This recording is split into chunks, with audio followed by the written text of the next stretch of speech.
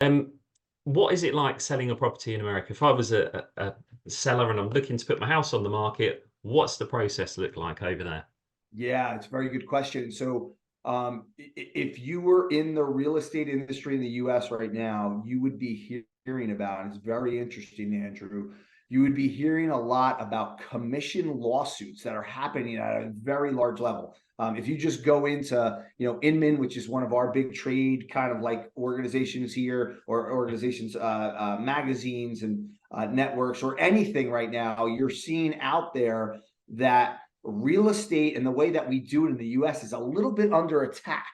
And so, like, from a high level, we have always, as real estate professionals, worked with one another in a way that we would consider cooperating. In other words, if I were a neighbor wanted to sell a home, many real estate professionals would go to that neighbor's home and sit at their kitchen table and explain why me, Mike Meadler, or Andrew Gibbs is the best real estate professional associated with the best real estate brand to help get their property sold in the fastest fashion for the most amount of, I guess, return, right? For the highest price.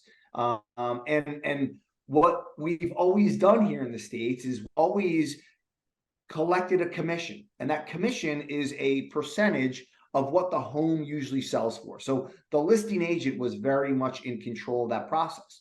And what they would do in order to open up the most amount of potential buyers, in order to get the highest price possible, is they would offer a commission to a buyer's agent who would be representing a buyer in the marketplace to come in and do that.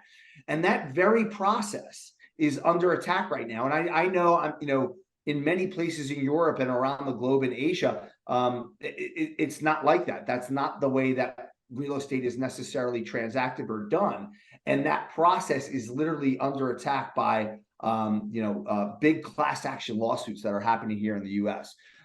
So it's very interesting, and maybe very different than what you guys are used to from a UK perspective. Certainly, I know in France as well.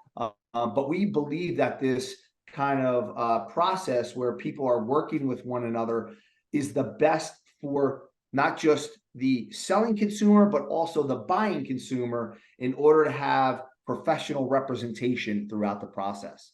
Does that make sense? You're probably like, oh my God, wait a second, hold on, I got a bunch of questions. But it's an interesting time in our real estate industry right now because of that.